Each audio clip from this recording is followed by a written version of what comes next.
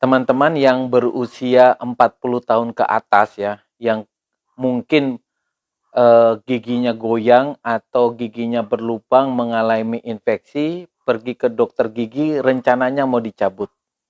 Lalu batal hanya gara-gara gula darahnya tinggi, anggap aja lah 300. Atau tekanan darahnya juga tinggi, misalnya 150/100. Atau pas ditanya dengan anamnesa ternyata memakai obat-obat jantung, mungkin Aspilet atau Clopidogrel. Maka pencabutan giginya ditunda. Pasiennya dikonsulkan ke dokter ahli penyakit dalam atau dokter jantung.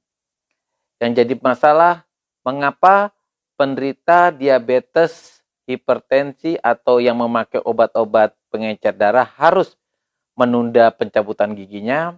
Karena begini, kalau dipaksakan untuk dicabut, maka bisa timbul komplikasi. Komplikasinya berupa pendarahan, kemudian bisa mengalami infeksi yang cukup berat, bisa mengalami dry socket, yaitu lepasnya bekuan darah pada saat giginya dicabut, dan itu bisa menimbulkan penyembuhan yang lebih lama. Kemudian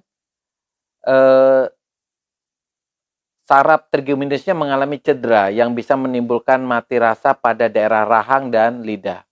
Nah, untuk mencegah komplikasi itu, makanya seorang penderita diabetes diminta untuk berobat dulu agar gula darahnya terkontrol, tekanan darahnya juga terkontrol, dan obat-obat pengencer darahnya seperti aspirin dan obat itu ditunda atau dihentikan dulu sambil berkonsultasi apakah penundaan obat Clopidogrel atau aspirin itu tidak mengganggu jantung.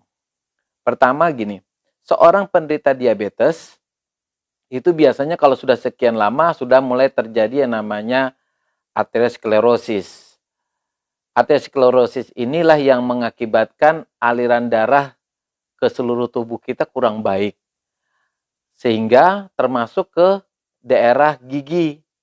Sehingga kalau dilakukan pencabutan gigi, maka memudahkan terjadinya pertama pendarahan dan infeksi. Sehingga pasien-pasien yang memiliki keluhan misalnya penyakit jantung yang misalnya fasenya tidak akut lagi, mungkin harus menghentikan penggunaan Clopidogrel atau Aspilet untuk sementara waktu sampai dilakukannya pencabutan gigi, agar tidak terjadi pengenceran darah yang bisa berakibat terjadinya pendarahan pasca pencabutan gigi.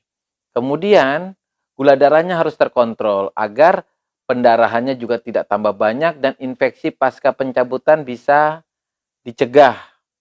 Tekanan darah yang tinggi juga kurang baik karena tekanan darah tinggi mau mengakibatkan pendarahan pasca pencabutan gigi jauh lebih besar dibandingkan seseorang yang pada saat mencabut gigi tekanan darahnya terkontrol. Tetapi pengontrolan tekanan darah sama